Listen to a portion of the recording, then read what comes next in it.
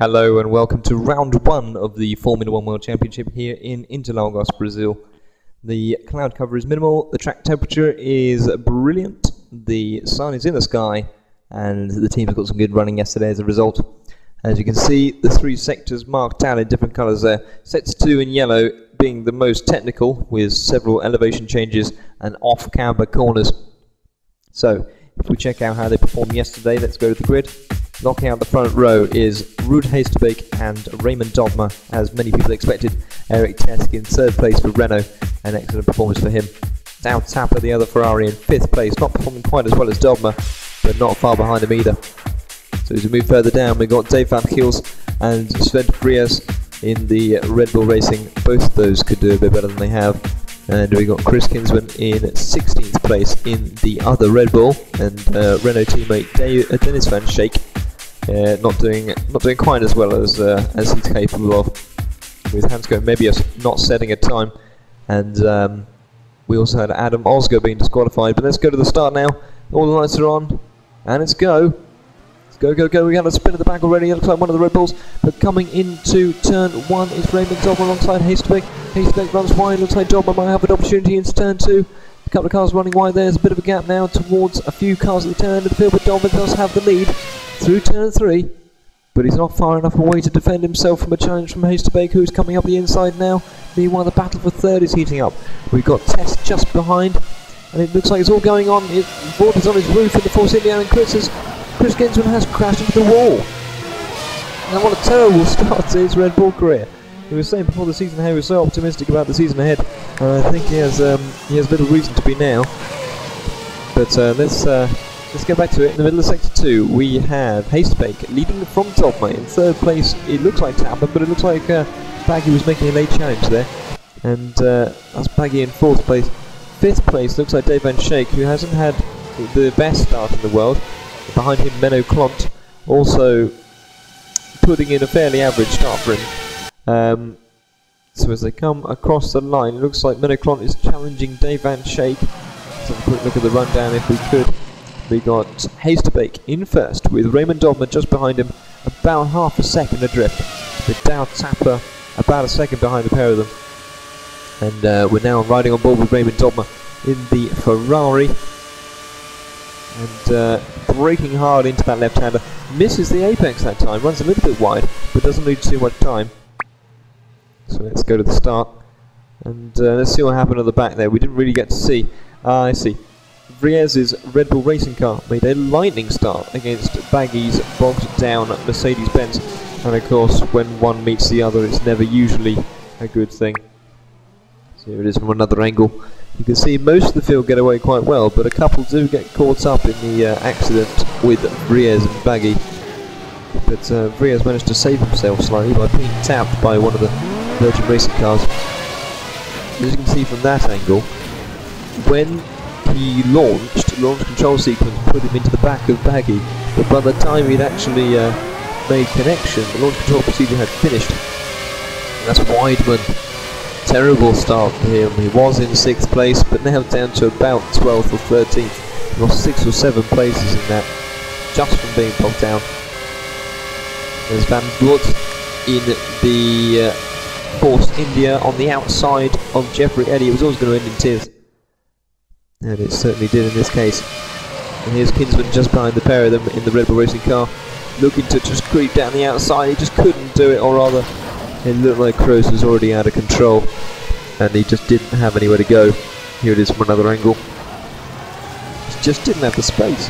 There was nothing there, nothing he could do really. It's a terrible start for Kinsman. It's such a shame to end his race so early. There's a Tapper who was in 5th, but an excellent overtake to get to 3rd place. Overtook 2 cars, Tesk and Schaik, who are both arguing amongst themselves. And now we got Casper Onwin in the Team Lotus. We were surprised he didn't get a penalty for that for a dangerous rejoin, but he hasn't. So lap 2, we join Menno Klont in the Force India Mercedes, just behind the other Mercedes-Benz powered car of Dave van Schaik. Looks like he's under threat now. Looks like he's going to make him do all the hard work as well. Dave van Schaik forces Klont to the outside, gives him a bit of a squeeze, but Klont is not phased. Got around the outside, he's got one wheel on the paint.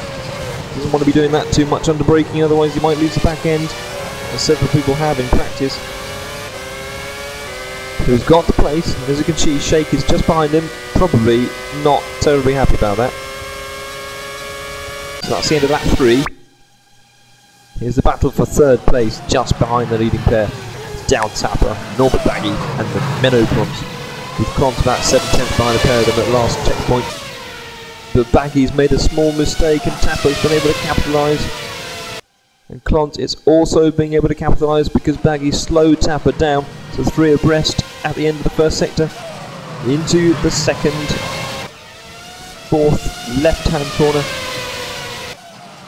Could argue it's a double apex. It's a double apex right-hander for sure though, and Tapper goes to the outside, makes a challenge, but switches back, brakes hard, and manages to outbrake Baggy. Let's see that again from just behind. And it looks like we got, there's the switchback as you can see. Klont got a bit close, backed off, thought better of it, waited for him to squabble. Went for the gap that Baggy had left behind and ended up making contact and sliding slightly. And on the left hand side we have Shake in the Mercedes-Benz, or rather in the McLaren Mercedes. And here's Raymond Dobmer in second place, challenging for first on the outside. Looks like he might have the line into turn 2, but does he have the speed? No, he doesn't. Hasty manages to squeeze him back a bit. Meanwhile, in the top right of your picture, we've got the battle for third, 4th and 5th going on just out of the picture. So Hasty has to take the tighter inside line with Dobmer behind him making all the challenges. Because Hasty has to take the tighter inside line, it means that he's driving defensively, which in turn is driving slowly, which allows Dobmer to keep up. However, the pair of them are pulling away from the rest of the field at a pace roughly a second a lap, which is quite incredible. So, joining Klont in the Force India just behind Baggy and Tapper, still fighting it out for that third place. Baggy locked up the wheel there, and you can see that Klont wasn't quite expecting it. Gave him a tap on the back, thankfully nothing really resulted of that. So, here's Greers on his recovery drive. Managed to get up to 9th place within 4 laps. It's quite an achievement. And he looks like he's about to take another place off Dave Van Shake, who's not having the best afternoon he's ever had in his life. He's up the inside. Shake is not allowing it to happen that easily. Makes Briez fully aware that he's there. Gives him a bit of a squeeze. And I believe the pair of them connected, but thankfully everybody okay. So it's a drag race down to turn 4, the end of sector 1. Briez has the inside line, but as a result of that, it does mean he has to drive defensively. Because he's driving defensively, he has to drive slowly. Because he's driving slowly, it means Shake has a chance to get back, but by the looks of it, he's got the pass done. So, well done to Vriez on his comeback drive after such a hideous start. So, here they are, the leading pair on lap 5, breaking away from the rest of the field now. As they come through to the final corner, or rather, well, it's a long corner with several apexes that leads to the start-finish line. That's Szabo in the Toro Rosso. He's had a pretty good afternoon so far. Just behind, not far behind the pair of them, as you can see in the top right of the screen. We've got Klont and Vriez fighting it out with Klont threatening Vriez. Oh, what a pass by Szabo. I wish we could see that again. That was fantastic. Round the outside into turn 1, he caught Tesk napping. Tesk must have been falling asleep at the wheel to allow that to happen without much of a challenge. So Vriez is up the inside of Klont with Shake and Gills now battling it out. The McLaren Mercedes and the Sauber with Gills currently in 10th place, trying to challenge for 9th. As you can see, we're back with the Klont and Vriez battle. It's really heating up now. Both of these competitors very fierce but fair, with both of them very respectful and skilled. I'd like to see how that battle transpires. I hope we can come back to that at some point. But now, back with the leaders. As you can see, the gap behind them is quite large now. You probably just see Tapper entering the back of your picture now. There he is. And so Hastebeek is forced to take the defensive line through turns 1 and 2, which compromises his exit to 3. And Dogma knows that, and he's in the slipstream, and I think he might have a go, but Hastebeek has already covered the inside line. But again, as I say, it means that he's slower on the exit. And that's really crucial around here. A lot of the corners are fast sweepers, so it's always good to get a nice exit because it sets you up for the next one. All the corners are, you know, connected as it were. So still driving defensively is Hastebeek. So clearly Dogma is piling on the pressure at this point. Only lap 7, 50. So we're nearly at the 20% race distance point. So, have a little look further down there. We're looking at Szabo, and just behind him is Tesk, who he caught napping the other lap with a fantastic overtake. Just behind them is the Briez-Clont battle, which is raging on, as you can see. It looks like Clont's giving it a go up the inside. Thought better of it at this point. But Tesk is hungry for some vengeance. As you can see, they're hungry for some vengeance on Szabo in this Toro Rosso. Doesn't manage to pull anything off at this point, but I think that we should keep an eye on this. Meanwhile, the gap between the battling 4 and Baggy is growing slightly, so they need to be aware of this and make sure they're not fighting too much. But Tesk has fallen back into the clutches of Briez, who is on a fairly epic comeback drive, you've got to argue. And there's Szabo running a little bit wide on the exit there of the double apex right. It's a very difficult cornerback because you're going uphill. It's double apex. It's about 160 miles an hour. The car is full of fuel.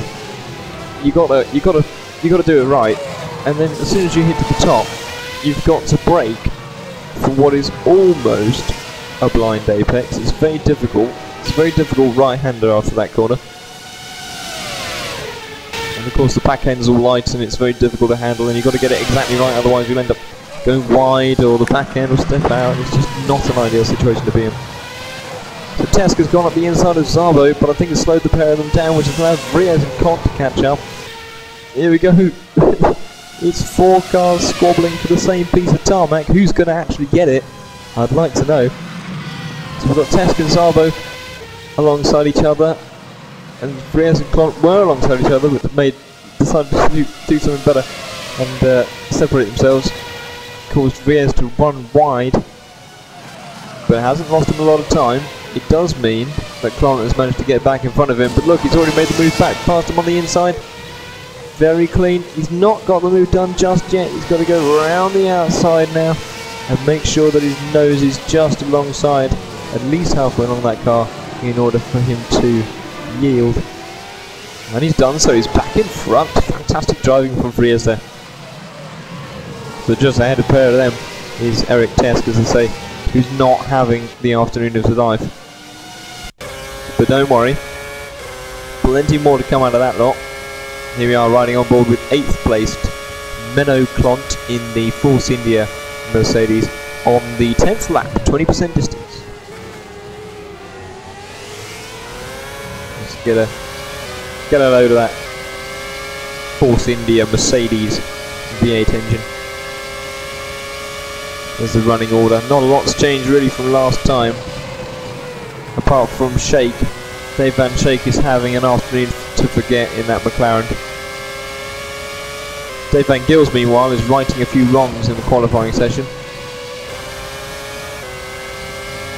As you can see, Clont running wide there, thanks to the difficult braking point for that corner. If you run a bit too wide and brake, you'll end up on the paint, which is not ideal. So here we go, riding on board with Eric Tesk, who's just behind Szabo still on lap 10. And none of these guys are giving up. No sign of anybody backing off and waiting for the pit stops. No sign at all. They're all in it to win it. Here he goes. He pulls to the right. Szabo makes a small defence. You can see in the top right corner, he brakes now. Brakes as late as he dares anyway. He's got the outside line. He gives Szabo a bump, and Szabo's gone off the track. Szabo is off. But is he out? Has he got damage? This, of course, has slowed Test down now into the clutches of Klont and Briez. And Klont thinks better of it for now, but he's got the inside line, and no! Tesk has lost 2 places as a result of that one move that gained him 1. Here we are, riding on board with Gills, who's about to have a few Christmases at once by getting a place practically given to him by Szabo, at the very least by Klont, at Szabo's expense. Here we go, is the pass. Oh! A late lunge up the inside there, and the 2 make contact. So Szabo's definitely in the wars, and his afternoon suddenly changed from going really well to not so. And as we join the leaders on lap 11, these guys are not going to leave it, are they? They're going to be fighting all the way to the flag. So we've got Haysterbeke, who's now moved into second place. Raymond Dobber's made the pass. Around the outside, very sneaky pass there. I didn't even notice it happening, but Dobber is through. He's now into first place. All he's got to do now is try and streak away. And this is what I was talking about when I said driving defensively. Haysterbeke was slowing himself down by doing so. He should have driven his own race and defended as and when, rather than anticipating a move that wasn't going to happen. So, ooh, bit of oversteer on the exit, he doesn't want that. His tyres are obviously suffering a little bit, not drastically.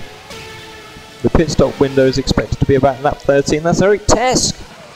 Oversteer for Tesk, and he's dropped a couple more places. No, he's having a horrible time. Started in 3rd place, he's gone down about 10 places. And that's a replay of a sick sounding Virgin racing car of Voss, Neil Voss. Yep, he's pulled that off the road and retired it. So, it's the Klont-Briez battle. Another episode, lap 12. And Briez has got the inside line there. Klont can do not a lot apart from hope to get a better exit from the corner. I think he's got one. All he needs to do is stay close enough to get the slipstream. As soon as he's picked that up, he'll be able to run him into turn 4 on the inside, as long as Briez doesn't cover it, and that's what he seems to be wanting to do. He just can't get close enough. But the fact that he didn't attempt a challenge that wasn't going to pull off means that now he can carry that speed around the lap and try somewhere a bit more sensible. Hopefully we can see the results of that battle fairly soon. But it looks like Shake. No, it's Haysterbeke. And Raymond Dobmer is in the pits on lap 13, as I said. The window is about lap 13. So Haysterbeke has some breathing space and they can hopefully concentrate on his own race, and as a result of that put out some decent lap times to get past, convincingly, Raymond Dobmer. So he pulls away, and that's Briez. Briez into the pits. And he got partially blocked by Dobmer, or at least that's how it appeared. I'd like to see a replay of that if we can.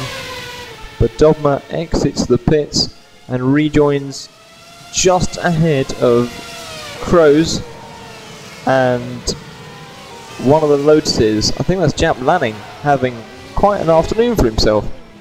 Done very well. So yes, as you can see, Briez was partially blocked, but I don't think it's too serious. They're both moving roughly the same speed when they met. So, lap 13, here is your leader, Ruud Haysterbeke, in the McLaren Mercedes, crossing the line to start lap 14.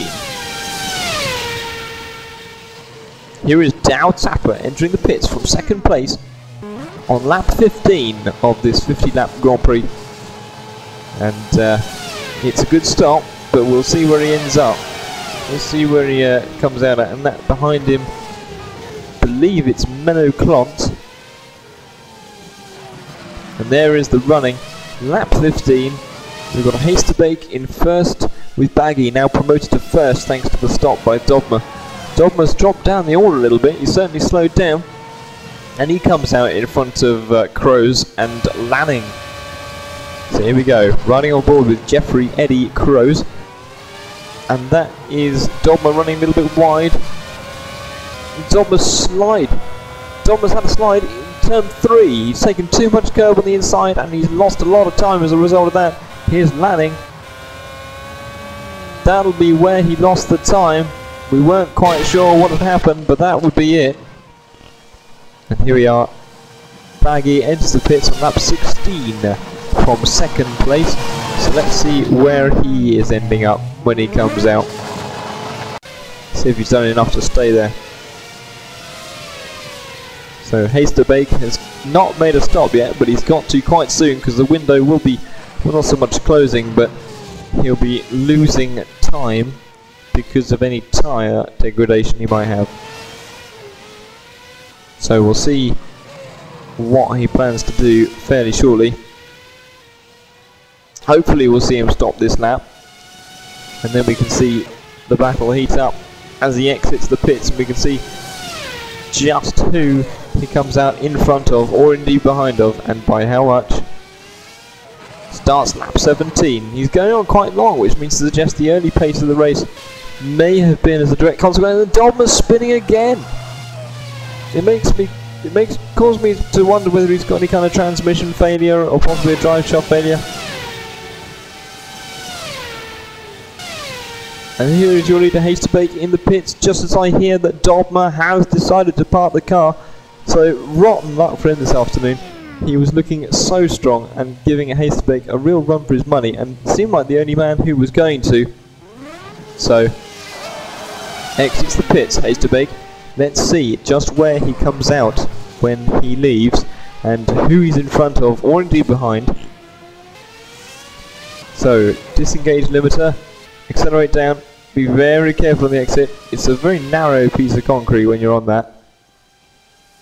It's come out in a nice pocket of clear air. He's still in the lead. There is Eric Test just behind. The gap was 24 seconds. And now it's down to 3.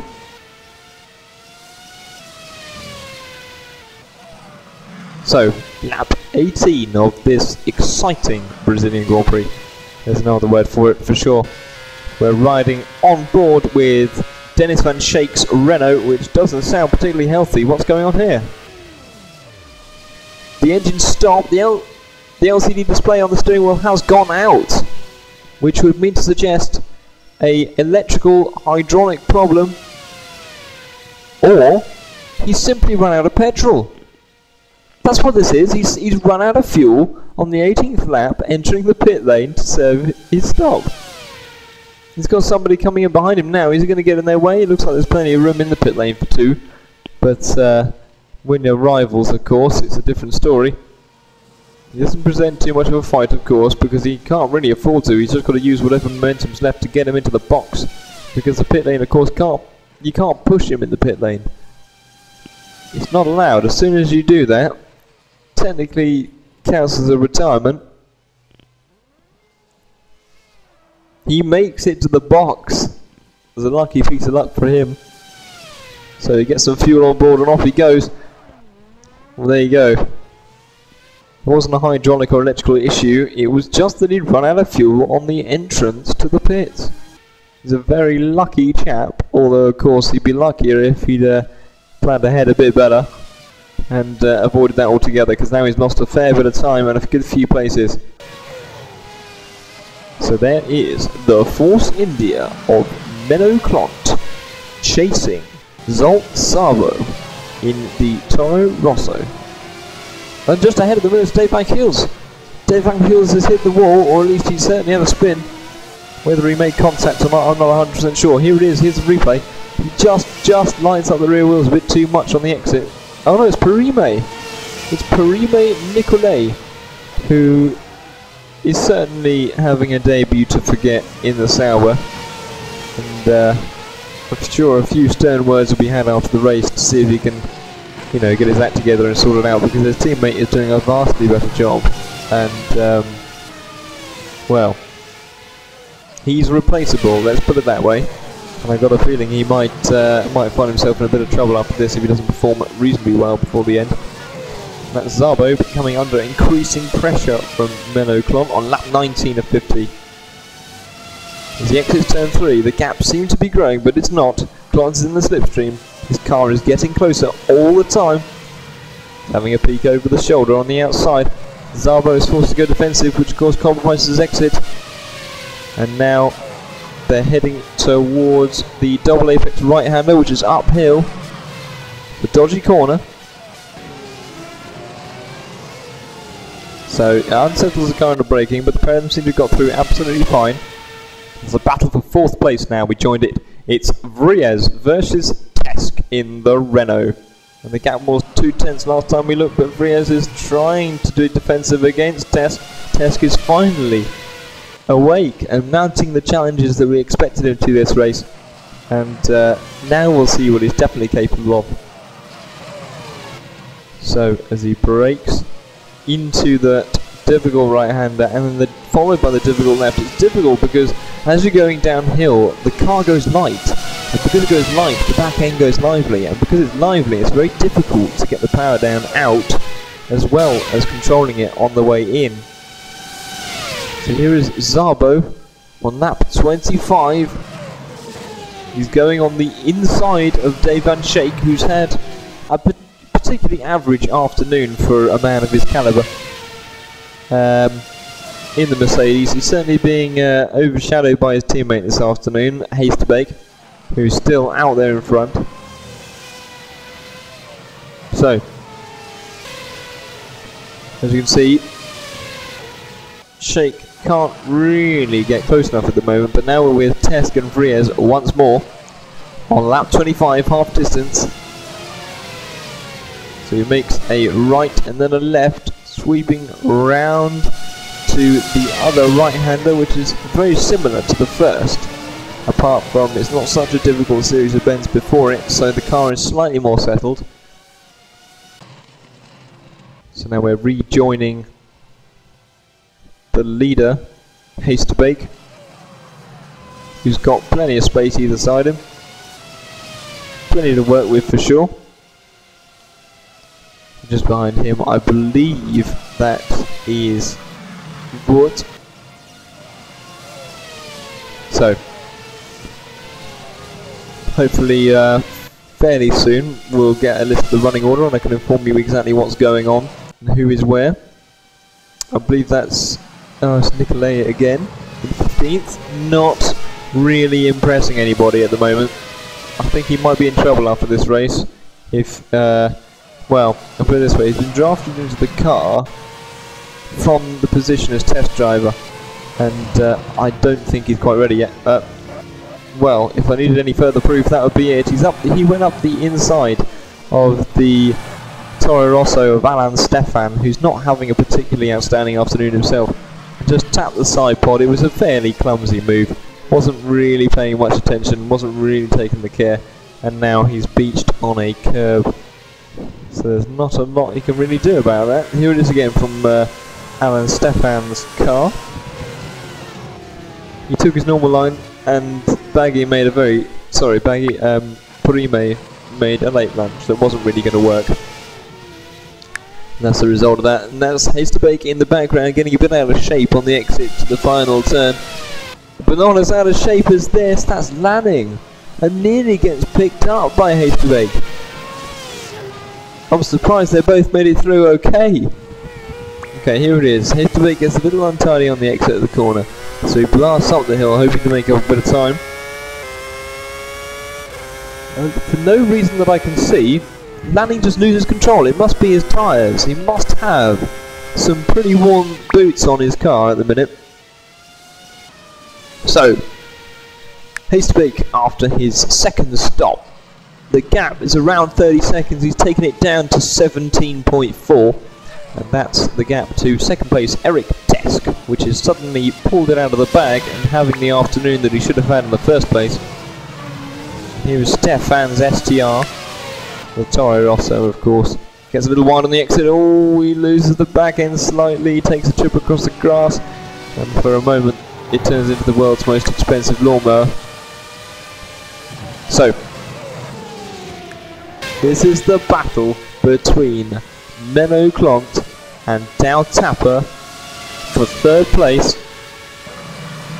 and I'm not terribly surprised considering that Clont has been on a blinder this afternoon. Really, he's had a very good performance, He hasn't really given up in any challenge he's been in, and now he's on the outside. He's on the left-hand side. The two of them nearly touch as they come to the little right-hander.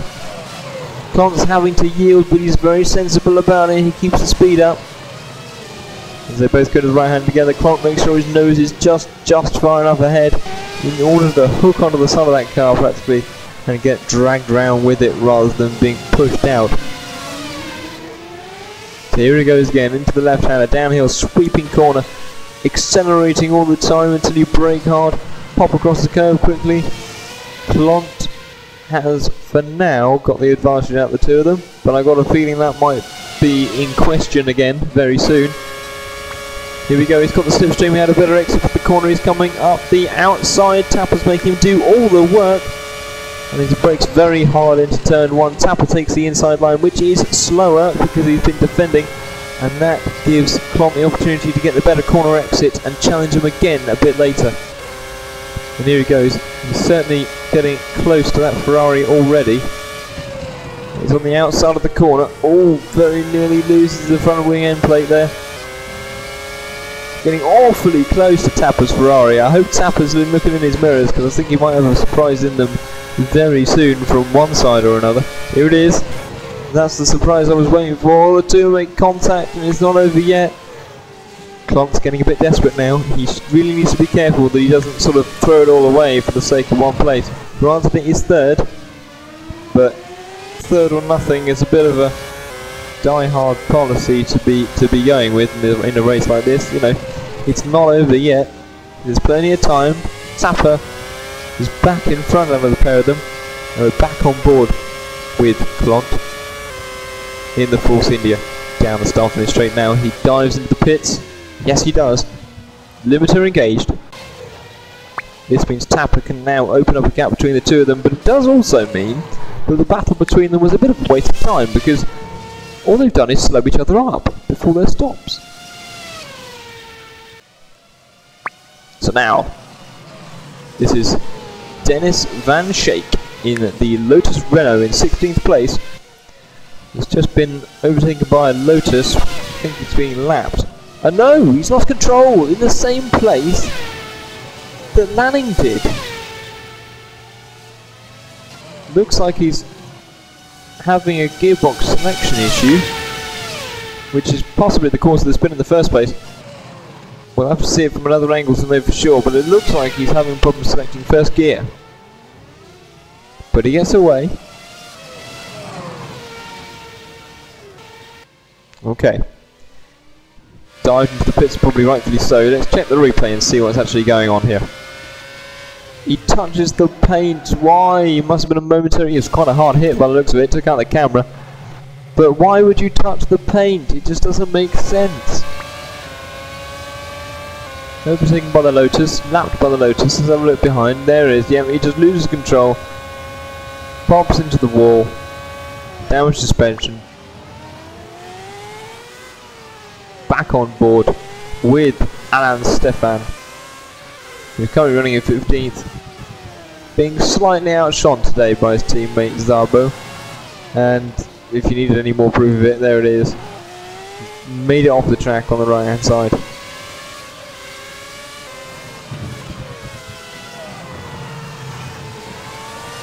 So, let's have a look at that again. The cause of this is not quite clear. It looks like he just gets on the throttle a bit too early, possibly touches some paint, and caused him to lose a place to Vought there in the Force India, who, despite the damage to his car, has been recovering quite well.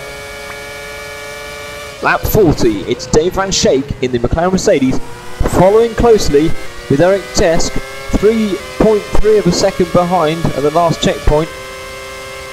Oh, Tesk is being squeezed on the inside. Schaik's gone down the outside, but Tesk is not over yet. He's not given that up without a fight, but he's gone a bit too deep. It's now Schaik around the outside again. Of course, there's not a lot you can really do, so Schaik makes sure he's got a better line on the exit, but he seems to be finding himself constantly on the outside of a battle. He used to be on the inside of the corner. Schaik, swap sides. No, oh, it looks like he might have done. Yes, he's gone on the inside of the corner. He's outbraked him. Yes, he's just ahead of Tesk now, but Tesk has not had enough of that yet. Tesk, like Clont, has been fighting everybody all day, and it's only now that Tesk has actually managed to come good, as it were. He's had a bit of a rotten time otherwise. So, entering the first corner, Tesk has the inside line, but Shake is carrying the speed, so it's turn 2, the pair of them giving each other enough room, but Tesk does give Shake a squeeze, which causes him to drop back, and it looks like Vriez in the background. Vriez is now back in the frame. It's lap 41, there's 9 laps to go. If these three stay in close proximity, I think we've got a race on our hands. So, Tesk is in 4th. 5th place is Dave Van Shake in the McLaren Mercedes, and just behind him in 5th is Sven de Vries. Looking at any possible opportunity to get past the pair of them. Of course, when you fight, or when you're defending, attacking, either way, when you are fighting or in conflict with another driver, you're both slowing each other up, which means the car behind is going to catch you. It's just a matter of when. So what you have to do is be as fast as you can until the opportunity happens. You can't force the opportunity to rear its head. You have to wait until it does. When it does, jump on it straight away. Here it is now. Here is the opportunity that I was talking about. Shake is up the outside now. Having got the slipstream, he should have given up a bit earlier than that. Should have known that it wasn't possible as he was turning in. But you just save so much time by doing that. You know, time is what really matters, because of course, if you save the time, you'll have the speed. And speed, you know, is distance over time, as you may know from your maths. So double apex right-hander into the sharper right, which then goes downhill slightly and into the left corner. Slightly banked corner, which does make it a bit tricky because you've set the car up for a circuit that isn't for the rest of the lap. But it's only slightly banked. It's not dramatically so it doesn't affect it terribly, but it does mean that you get a bit more oversteer than you might like. So just behind that little gargle, looks like it might be Dave Van Gils in the Sauber. So, Vriez is up the inside of Shake, he's making the challenge, it's lap 43. Oh, Tesk makes a horrible exit of the corner, it goes really wide, and Vriez has got the pair of them. What a fantastic move by Sven de Vries in the Red Bull racing car. But Tesk has not had enough of that yet. He puts his nose up the inside. We didn't see the result of that really, but it looks like he had the corner. Here it is. Right, look ahead. Tesk runs wide in turn 1 as Vriez is making the pass. The pair of them meet in turn 2. Vriez already has the speed. Tesk has been having to correct himself. He just carries it through turn 3, overtaking the pair of them. What a move. Here's lap 44. We've got Menno Clont in 7th, behind the battle for 4th, 5th and 6th, between Shake, Tesk and Vriez. As you can see, he's catching the slipstream of the cars in front, but what he'll be able to do with it, we're not sure. No, there's been contact ahead. That's Shake. Shake has made contact with Tesk and caused him to spin. So he drops down to 7th place. And Shake, very respectably, handed it back. It's entirely Shake's fault. There's no one else's, I'm afraid. Tesk had the line. He was ahead. And Shake just couldn't slow down quick enough. So, here is your leader, Ruud Heestebeek, in the McLaren Mercedes, coming through Sector 2. Looks like he's coming up to lap 1 of the... is it a Force India? Looks like one of... yes, it's one of the Force Indias, it must be Fort. Here we are, riding with Szabo in 9th place in the Toro Rosso, who's been putting in a very good performance this afternoon. And on his right hand side it looks like Dave Van Gils. That was the Sauber of Gils, I believe. Yes, it was. So, excellent move by Szabo to take that position from Gils. He's pulling no punches today in turn 1. lap 46. It's Sven de Vries in 4th place, Red Bull racing car, and behind him is the Force India Mercedes of Menno Klont. And as they come up the start-finish straight now, Menno Klont is fairly close. He looks like he can make a challenge, but which side is he going to choose? And will Vries close the door when he gets he's taking the inside line? But Vries has left it a bit too late to close the door. The two of them nearly touched down the start-finish straight. So who's going to outbrake who as last of late breakers? Because Vries is pretty good at this, you've got to say. He certainly had the edge over his opponents this afternoon with regard to defence, and he certainly keeps it. So he pulls out again, having another go. Looks like he's going to have another go into turn 4, but maybe just a look. He forces Vries to go defensive, which in turn slows him down. He's got the inside line. All the pair of them practically rub wheels on that 47.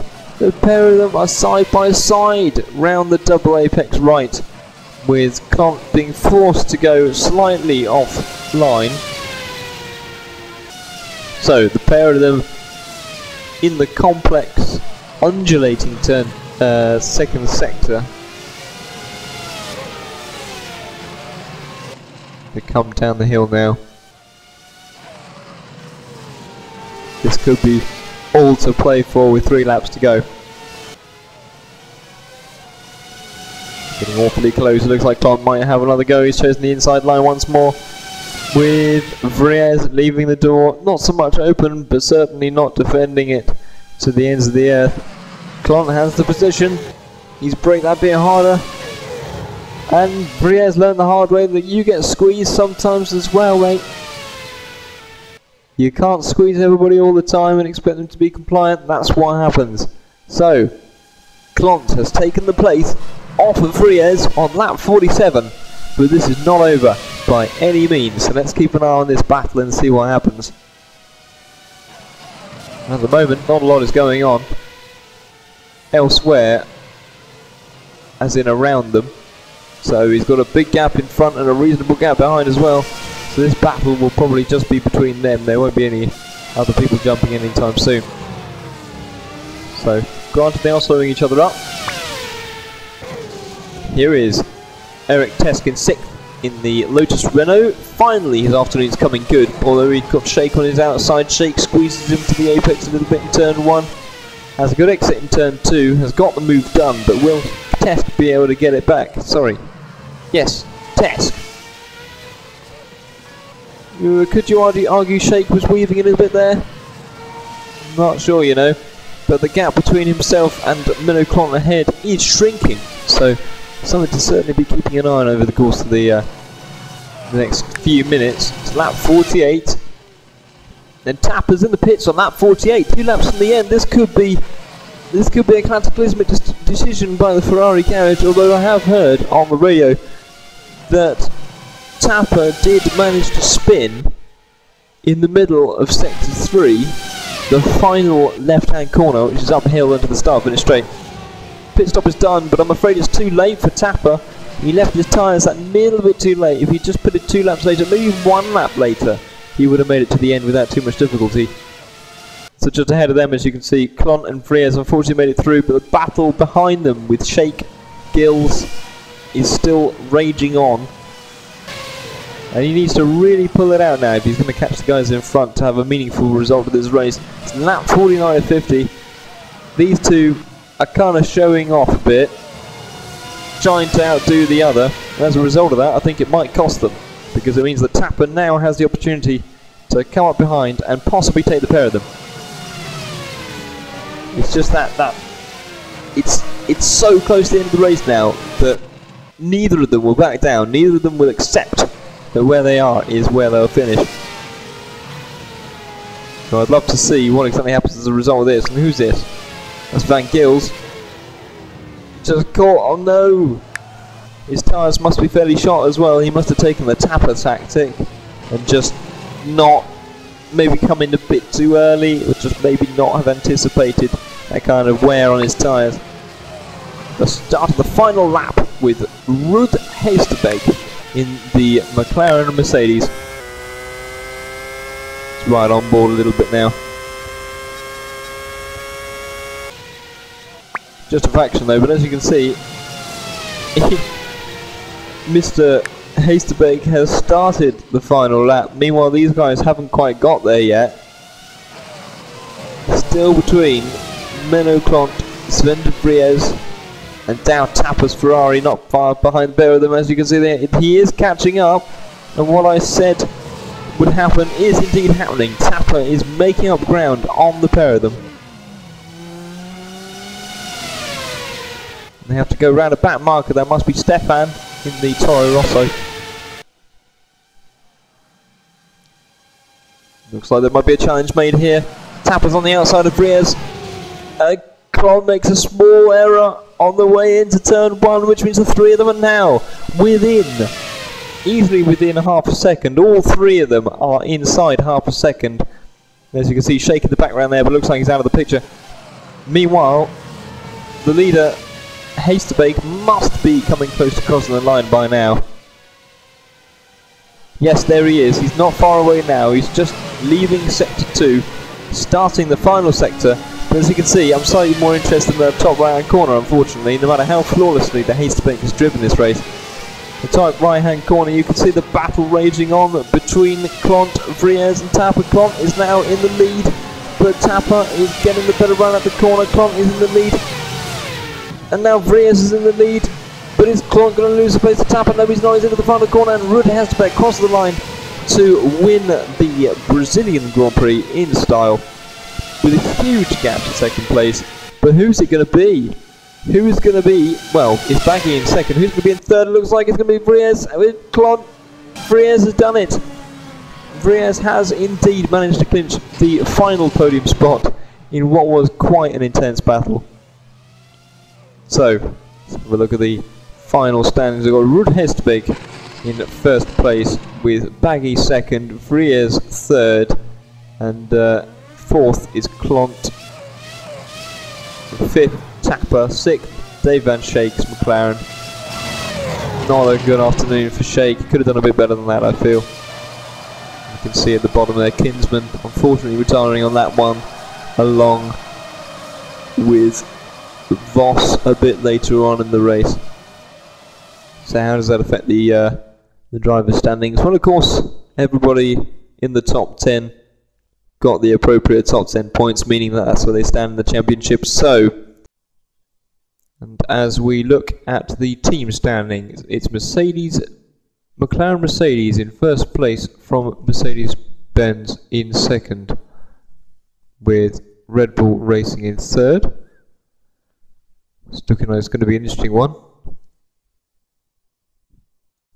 So, thank you for joining us here for the Brazilian Grand Prix. Next race is going to be from Valencia in Spain. Hopefully you'll be there to see it. But hope you've enjoyed today's coverage. Until next time.